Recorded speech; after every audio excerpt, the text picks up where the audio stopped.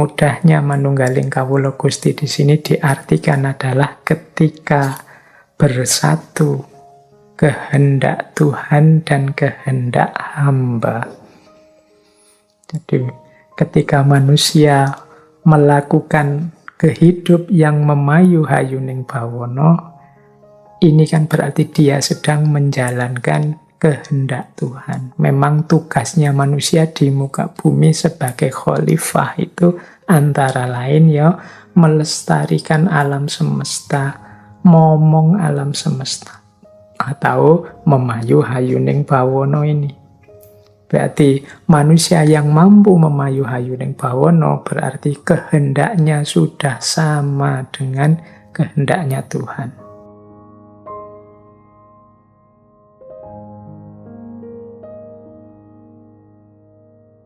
Nah, kita lanjutkan lagi ya. Kalau ini kemudian kita bahas derivasinya. Derivasi itu berarti manifestasinya, perinciannya. Kalau dalam ranah alam, dalam ranah ekologis. Karena membahas memayu hayuning bawana ini kan bisa dari aspek manusianya. Dari aspek manusianya yaitu tadi manusia yang waskita, manusia yang mau menjalankan dharmanya, manusia yang mau menghidupkan kemanusiaannya dengan akhlak, moral, tata krama, dan lain sebagainya. Kalau dari sisi alamnya, kalau tadi manusianya, ini dari sisi alamnya.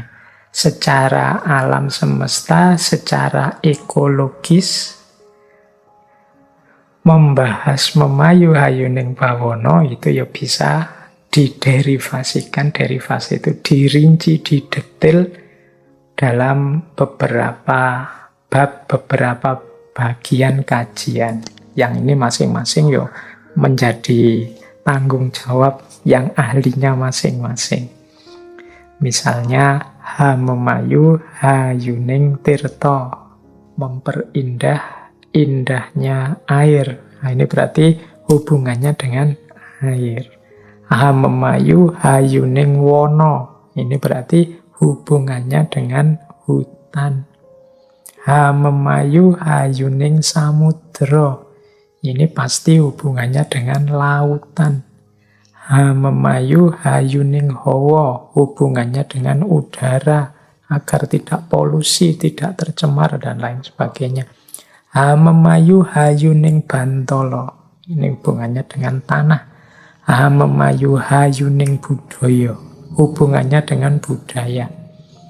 Dan memayu hayuning manungsa, hubungannya dengan manusianya sebagai bagian dari alam. Nah, ini tadi saya sebut masing-masing menjadi tanggung jawab bidangnya sendiri-sendiri. Mungkin bagaimana cara melakukan pelestarian, memperindah bidang kehutanan, ya mungkin yang ahli tentang hutan bisa menjelaskan. Gimana cara kita melestarikan ekosistem hutan, gimana cara kita tidak mencemari air, lautan, tanah, atau udara. Dari aspek budaya, mungkin ahli budaya bisa menjelaskan mana tradisi-tradisi budaya-budaya yang mendukung memayu hayuning bawana dan mana yang justru sebaliknya. Dari sisi manusia juga begitu, mungkin ahli-ahli psikologi, sosiologi, antropologi bisa menjelaskan perilaku manusia yang relevan, cocok dengan memayu hayuning bawana yang mana, yang tabrakan yang mana. Jadi ini wawasan-wawasan ekologis ini ya mestinya saya tidak bisa kalau membahas satu-satu, wong saya bukan ahlinya. Seperti apa cara mengkonservasi, melestarikan hutan biar dia sesuai dengan jati dirinya sebelum dirusak oleh manusia. Cara memahami konservasi udara, tanah, air, dan lain sebagainya. Ya semoga ahlinya masing-masing mau untuk berbagi wawasan tentang ini. Karena ini salah satu kunci hidup sejahtera kita di muka bumi. Baik, jadi kalau tadi kunci dari aspek manusianya, kalau ini kunci dari aspek alam semestanya. Nah, sekarang kita masuk ke strateginya. Strategi kita menghadapi, menjalankan memayu hayuning bawana itu bisa antara lain. Ini hanya antara lain ya, karena kalau sudah strategi itu kan mungkin setiap wilayah, setiap tempat beda-beda. Kalau ini level abstrak saja, secara ideal bisa melakukan namanya trino atau 3N. Trino itu apa saja? Yang pertama adalah niteni. Yang kedua niroake. Yang ketiga nambai. Nah, jadi kalau ada yang tanya, bagaimana caranya memayu hayuning bawana secara praktis? Bisa dengan cara niteni, niroake, dan nambai. Niteni itu mengingat-ingat. Mengingat-ingat itu berarti mengenali, memahami, dan mengingat-ingat. Di dalam budaya Jawa terkenal sekali namanya ilmu titen. Ilmu titen itu ilmu yang mengingat-ingat. Jadi dititeni. Oh, kalau memang ini dan itu variabel yang muncul, besok mesti muncul itu lagi. Nah, itu namanya niteni. Oh, kalau hawanya kayak gini, ini berarti sedang musimnya mau ganti ini. Nah, itu niteni. Orang Jawa punya banyak konsep, banyak teori yang dasarnya niteni ini. Ada misalnya yang luar biasa tentang pranoto mongso. Pranoto mongso itu pemahaman tentang musim.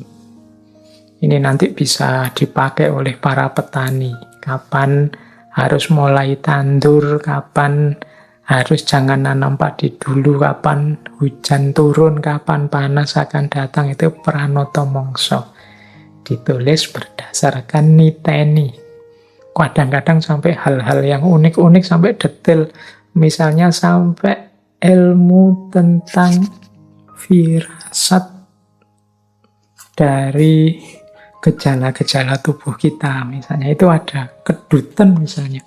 Oh, kalau kedutan maksudnya bagian tubuh yang bergetar. Kalau kedutan di mata kiri, isyarat apa? Kalau yang kedutan mata kanan, isyarat apa? Kalau yang kedutan telinga kanan, telinga kiri. Ada juga tentang tahi lalat. Kalau orang tahi lalatnya di sini berarti dia apa? Tahi lalatnya di situ dia apa? Yang lebih populer lagi termasuk hitung-hitungan. Ini kalau anak lahir hari apa, bulan apa, tanggal sekian, bulan sekian, itu cirinya ini. Kalau yang wetonnya sekian, cirinya begini. Nanti setelah dihitung-hitung, wah ini kalau anak lahir bulan ini tanggal ini, ketemu bulan ini tanggal ini, itu rasanya kok enggak cocok ya. Nanti wataknya berlawanan ini. Nanti enggak langgeng macam-macam. Itu ya semoga lah, setuju enggak setuju. Tapi ini sebagian dari ilmu titen. Ilmu titen itu mengamati dari gejala-gejala yang ada sebelumnya, kemudian dijadikan pemahaman untuk peristiwa-peristiwa selanjutnya. Nah, bisa, karena alam ini kan ada sunnatullahnya. Sunnatullah itu berarti ada pola-polanya. Orang Jawa masuk sampai detail itu yang dititeni sampean.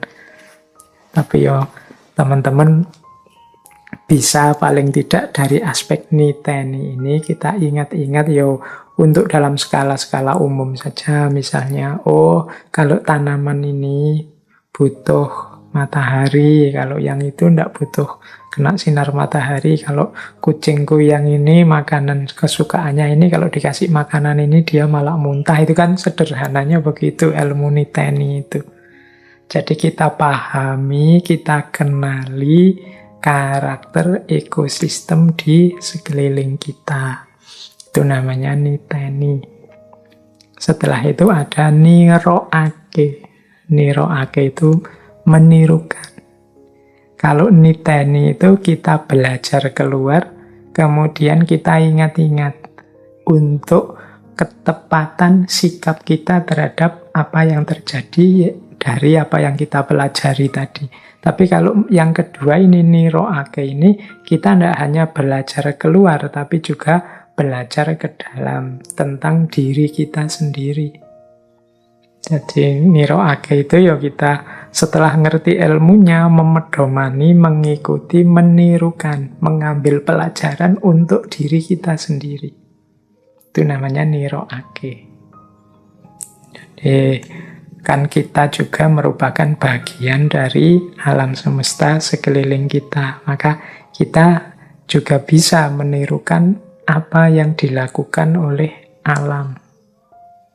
Ada banyak pelajaran-pelajaran yang bisa kita ambil dari alam. Itu namanya niroake. Nanti ada banyak teori para bujangga misalnya.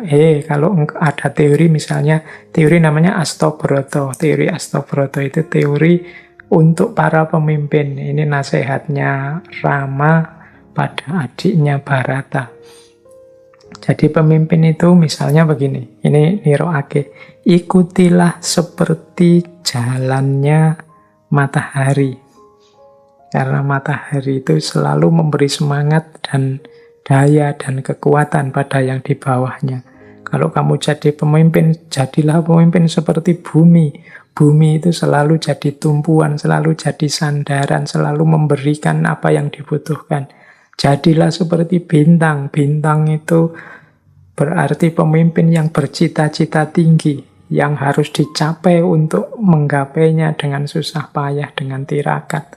Jadilah seperti rembulan, memberi cahaya dalam kegelapan, memberi kesejukan, memberi kenyamanan. Jadilah seperti angin yang senantiasa membaur di tengah-tengah masyarakat, memberi kesegaran. Jadilah seperti samudra yang luas, wawasannya luas, hatinya mampu menampung apapun. Jadilah seperti api yang cekatan, tuntas menyelesaikan segala masalah. Jadilah seperti air yang mampu menyesuaikan diri dengan segala situasi dan lingkungan sekelilingnya. Ini Astobroto, pelajaran dari Rama Wijaya pada adiknya Bharata. Nah, ini contoh niroake, jadi menirukan perilaku alam untuk kebaikan kita. Ada banyak pelajaran yang bisa kita ambil dari alam. Ini juga bagian dari memayu ayuning bawono, karena kita sendiri juga bagian dari alam. Nah, yang ketiga, kalau memang bisa, nambahi. Nambahi ini memberi nilai tambah terhadap alam semesta. Inilah memayu ayuning bawono. Kehadiran kita menambah keindahannya. Alam semesta ini sudah indah, begitu kita ada di sana, keindahannya tambah tampak. Alam ini sudah rapi, kita hadir ke sana, tambah rapi, karena kita dengan akal budi kita ikut menyumbang menata kerapian-kerapiannya. Alam semesta ini sudah bermanfaat, tapi kehadiran kita membuat alam ini tambah manfaatnya berlebih-lebih dengan kemampuan kita mengelola apa yang ada di dalamnya. Nah, itulah memayu ayuning bawono. Jadi, bagaimana cara untuk kita mampu memayu ayuning bawono? Bisa dengan cara niteni atau niroake. Alhamdulillah kalau bisa nambahi. Baik, wah ini waktunya sudah mepet. Mungkin sebenarnya masih bisa kita panjang-panjangkan lagi kalau memang bisa ditambah contoh-contoh bagaimana manusia Jawa bisa mengambil pelajaran dari simbol-simbol alam. Tadi kan ada penjelasan bahwa masyarakat Jawa itu diantara cirinya suka dengan simbolisme. Maka banyak sekali sebenarnya kalau dari serat, dari babat itu bagaimana segala yang ada di sekeliling kita dalam ekosistem kita itu bisa dijadikan pelajaran. Kalau teman-teman dulu mengikuti sesinya Sunan Kalijogo itu bagaimana bajaknya sawah, bagaimana cangkul, bagaimana baju, bagaimana setiap alat dalam gamelan, itu ternyata di baliknya mengandung nilai-nilai filosofi, diberi makna-makna. Ini salah satu cara juga bagaimana orang Jawa memuliakan alam dengan memberinya makna-makna, tidak sekedar dianggap sebagai barang tidak berguna atau barang yang hanya untuk mendukung hidupnya manusia saja. Itu salah satu contoh bagaimana cara masyarakat Jawa untuk menghormati ekosistemnya dengan cara memposisikannya sebagai sumber belajar, sebagai simbol yang dibaliknya ada makna-makna dalam yang harus digali. Baik, kita lanjutkan lagi. Kalau tadi mungkin strategi-strateginya, sekarang kita bahas bagaimana kemudian versi masyarakat Jawa tentang sikap yang ideal kepada alam. Ini menurut catatan saya dari berbagai sumber, secara umum ada 2 jalan ideal untuk kita saat kita berhadapan dengan alam. Yaitu yang pertama lewat jalan moral dan yang kedua lewat jalan spiritual atau jalan keprihatinan atau jalan tirakat. Yang pertama jalan moral, laku moral.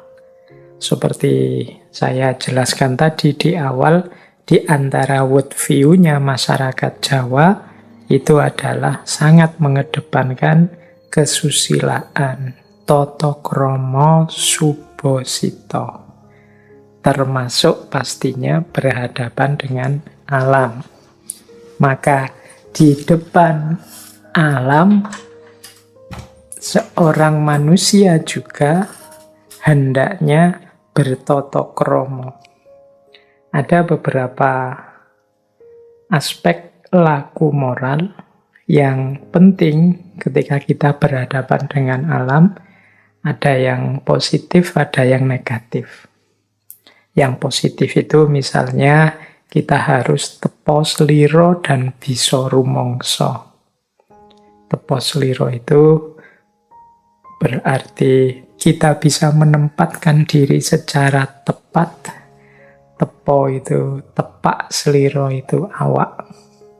Diri kita posisikan secara tepat di hadapan alam. Mungkin tadi sebagai keluarga, sebagai yang mensakralkan, dan lain sebagainya. Dan bisa rumongso itu kita bisa berempati. Selama ini kita berempati itu kan hanya pada manusia. Tapi dalam konteks ini kita juga dituntut untuk bisa berempati kepada lingkungan alam sekeliling kita. Berempati itu berarti melenyapkan ego kita dan menghadirkan kepentingan sesuatu yang lain yang jadi objek perhatian kita. Sama kayak kita jatuh cinta, itu kan ego kita tergusur dan yang masuk adalah kepentingan orang yang kita cintai. Nah, orang yang semacam ini disebut orang yang bisa rumongso, bisa merasakan apa yang dirasakan oleh orang lain, atau kalau objeknya alam bisa merasakan kondisi situasi alam semesta di sekelilingnya. Biasanya bisa rumongso ini lawannya adalah rumongso biso. Kalau rumongso biso itu merasa bisa, merasa mampu, sehingga memposisikan diri di atas. Orang yang rumongso biso, ya pasti dia tidak bisa rumongso. Sama seperti kritiknya Sayyidus Nasr pada manusia modern yang di hadapan alam selalu rumongso biso. Tidak pernah bisa rumongso, tidak bisa memahami situasi alam dari perspektif kepentingan alam, tidak dari perspektif kepentingan egoisnya. Yang kedua, sepi ing pamrih, rame ing gawe. Kita melakukan kebaikan apapun yang bermanfaat terhadap alam, tidak usah matok pamrih-pamrih apapun. Yang penting kita bekerja sekuat mungkin, semampu kita demi kelestarian alam, karena hakikatnya lestari dan hayuning ekosistem di sekeliling kita itu adalah hayuning kita juga. Keselamatan, kesejahteraan lingkungan itu berarti keselamatan, kesejahteraan kita. Maka kita sepi ing pamrih, rame ing gawe. Ndak usah mikir balasannya apa, imbalannya apa. Pasti balasan dan imbalnya, kebaikannya akan balik pada kita sendiri. Yang penting kita rajin, tekun, berkarya terus-menerus dalam konteks kebaikan pada alam. Yang ketiga, eling lan waspada. Kita senantiasa ingat dan waspada. Ingat kepada Tuhan, kepada hakikat kehadiran kita di muka bumi. Dan waspada, hati-hati. Jangan sampai kita melakukan hal-hal yang blunder, yang merusak, yang tidak hanya menghancurkan alam, tapi pada gilirannya justru menghancurkan kita sendiri. Jadi, eling lan waspada ini harus kita hidupkan terus. Sadar akan hakikat diri dan kehidupan kita, serta hati-hati jangan sampai melakukan hal-hal yang justru merusak. Kalau yang negatif, laku moral itu ya jangan sampai kita di hadapan alam itu hanya bersikap golek menangi dhewe, golek butuhe dhewe, golek benere dhewe, dan golek enake dhewe. Ini manusia itu punya kecenderungan ini, nyari enaknya sendiri terus, nyari benernya sendiri terus. Hanya yang dipikir kebutuhannya sendiri terus, ingin menang terus. Jadi tidak berpikir yang di luar dirinya. Ini ciri-ciri orang yang egois. Hanya berpikir tentang dirinya sendiri. Jadi sikap ideal kepada alam yang pertama lewat jalan moral. Kita tidak hanya dituntut bermoral kepada manusia yang lain, kita juga harusnya berakhlak bermoral kepada alam lingkungan sekeliling kita. Yang kedua yaitu jalan tirakat atau prihatin. Ini kalau masyarakat Jawa terkenal sekali dengan istilah tirakat dan prihatin ini. Maksudnya apa sih tirakat dan prihatin itu? Kita mampu mengendalikan diri untuk memperoleh kebahagiaan yang lebih panjang dan lebih hakiki. Persis logikanya seperti orang puasa. Kita menahan lapar sebentar untuk memperoleh kenikmatan makan yang lebih dalam, lebih panjang, kebahagiaan makan yang lebih hakiki. Nah, tirakat juga begitu. Bukannya kita tidak makan itu karena tidak punya uang untuk makan. Punya, kalau memang boleh kita bisa makan sebanyak-banyaknya. Tapi kita milih tidak makan. Dalam rangka apa? Memperoleh kebahagiaan yang lebih panjang daripada sekedar kebahagiaan makan. Ini namanya prihatin. Nah, di hadapan alam juga begitu. Kita harus mampu prihatin dan tirakat. Berarti apa? Yuk kita mampu mengendalikan diri untuk tidak semena-mena mencari keinginan kita sendiri, mencari kenikmatan sesaat untuk diri kita sendiri, mencari kenyamanan egois versi kita sendiri, tapi kita berusaha menahan diri demi kenyamanan yang lebih panjang, kebahagiaan yang lebih hakiki, kenikmatan yang tidak hanya kita nikmati sendiri, tapi juga untuk semua nanti anak cucu kita sampai generasi keberapapun. Jadi itulah namanya laku prihatin.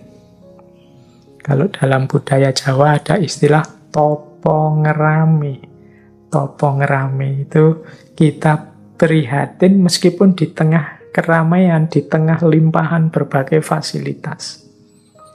Kalau memang boleh kita bisa kok, kalau mandi itu menghabiskan 10 timbo atau 20 timbo, wong kita orang kaya.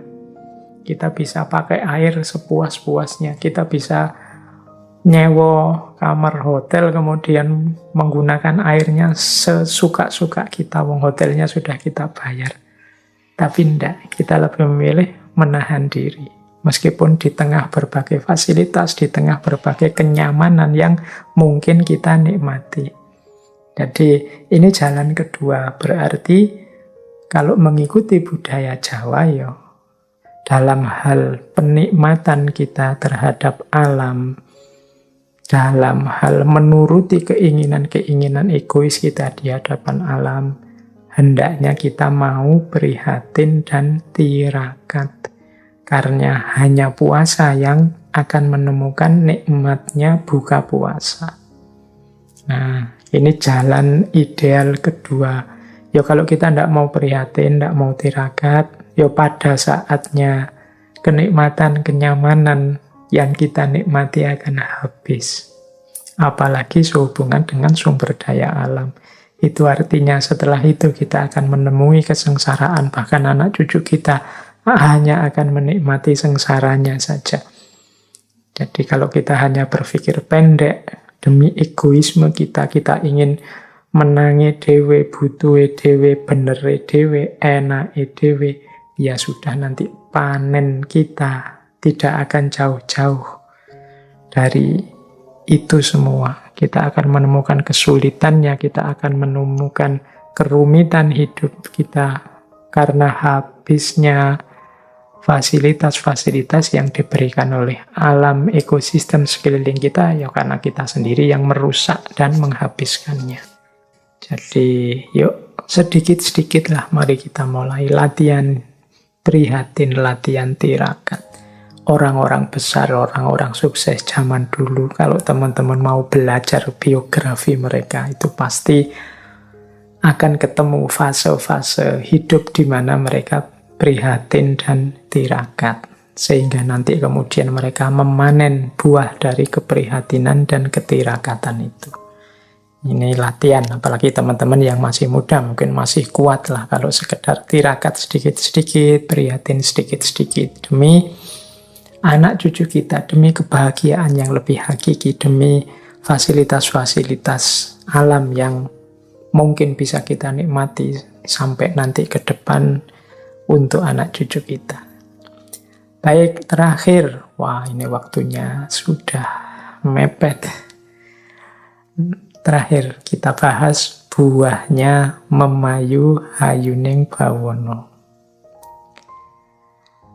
Jadi secara umum nanti kalau manusia ini sukses memayu hayuning bawono, buah pertama yang paling kelihatan adalah harmoni, keseimbangan, keselarasan dalam hidup.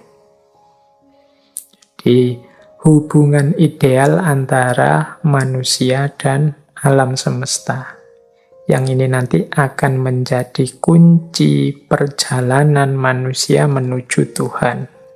Ini seperti sastro gending tadi. Jadi lahirnya adalah gending yang selaras, gending yang harmonis, sehingga nyaman untuk didengarkan dan menjadi bagian dari perjalanan kita menuju Tuhan. Itu buah yang pertama. Jadi ini yang diimpi-impikan oleh para tokoh ekologis yang kita bahas di bulan ini. Hidup yang harmonis dan seimbang. Yang ini akan membahagiakan manusia pada akhirnya, membuat alam semesta juga lestari dan mengundang ridhonya Allah, ridhonya Tuhan, sehingga perjalanan manusia ilaihi roji'un semakin lancar. Yang kedua, buah dari memayu hayuning bawono adalah sejatining manungso. Sejatining manungso itu kalau dalam bahasa filsafat Islam mungkin ada istilah insan kamil atau jalmo utomo, manusia yang utama. Mengapa lahir manusia yang utama? Ya karena manusia inilah yang mampu menjalin hubungan yang harmonis, ideal dengan semesta. Manusia yang mampu memperindah indahnya alam semesta. Manusia yang dengan laku moral, dengan laku tirakatnya mampu melahirkan keseimbangan dalam hidup. Jadi dari sisi makrokosmos akan muncul harmoni, dari sisi mikrokosmos akan lahir seorang insan kamil. Ada beberapa sesi kita secara khusus membahas tentang insan kamil ini dari beberapa tokoh filsafat Islam seperti Ibnu Arabi maupun Muhammad Iqbal atau Ali Syariati. Nah, terakhir dari ranah ilahiyah, kesuksesan keberhasilan seseorang memayu hayuning bawana merupakan manifestasi dari terjadinya manunggaling kawula Gusti. Manunggaling kawula Gusti di sini tidak harus diartikan terlalu rumit dan terlalu dalam konteks wah ini ajaran-ajaran sesat atau apa, tapi mudahnya manunggaling kawula Gusti di sini diartikan adalah ketika bersatu kehendak Tuhan dan kehendak hamba. Jadi ketika manusia melakukan kehidup yang memayu hayuning bawana, ini kan berarti dia sedang menjalankan kehendak Tuhan. Memang tugasnya manusia di muka bumi sebagai khalifah itu antara lain ya melestarikan alam semesta, momong alam semesta, atau memayu hayuning bawana ini. Berarti manusia yang mampu memayu hayuning bawana berarti kehendaknya sudah sama dengan kehendaknya Tuhan. Sudah satu, sudah manunggal. Berarti dia hidup dengan kehendak Tuhan. Kehendak dia sama dengan kehendak Tuhan. Kalau sudah sama dengan itu berarti kan satu. Di situ terjadi manunggal antara kawula dan Gusti. Keinginan Gusti adalah keinginan hamba. Jadi satu sekarang. Nah, jadi ketika seseorang mampu menghidupkan memayu hayuning bawana, dari sisi alam semesta terjadi harmoni, dari sisi manusia lahir insan kamil, secara ilahiyah muncullah fenomena manunggalnya kawula dan Gusti, bersatunya keinginan Tuhan dan keinginan hamba. Berarti manusia ini sudah ada di jalur yang benar dalam rangka ilaihi roji'un, berjalan menuju Allah. Baik, teman-teman, semoga beberapa penjelasan tadi bisa sedikit-sedikit nambah wawasan kita tentang bagaimana itu memayu hayuning bawana. Ya mesti saja yang saya sampaikan ini ada yang tepat, ada yang mungkin sedikit-sedikit meleset, atau bahkan ada yang tidak cocok dengan teman-teman mungkin yang sudah menggali juga wawasan-wawasan dalam bidang yang sama. Ya, tugas kita memang untuk selalu saling belajar, saling memberi masukan, saling meluaskan wawasan. Semoga sedikit tambahan dari saya ini bisa nambah wawasan hidup ideal teman-teman. Apalagi untuk bulan ini, temanya menurut saya salah satu tema yang penting untuk hidup kita, yaitu tema bagaimana bersikap di hadapan alam. Baik, teman-teman, saya kira sesi malam hari ini bisa kita akhiri. Ini sesi terakhir untuk akhlak terhadap alam. Minggu depan kita akan masuk ke tema yang berbeda. Saya kira itu untuk malam hari ini, kurang lebihnya mohon maaf. Wallahul muwafiq, wallahu a'lam bissawab. Wassalamualaikum warahmatullahi wabarakatuh.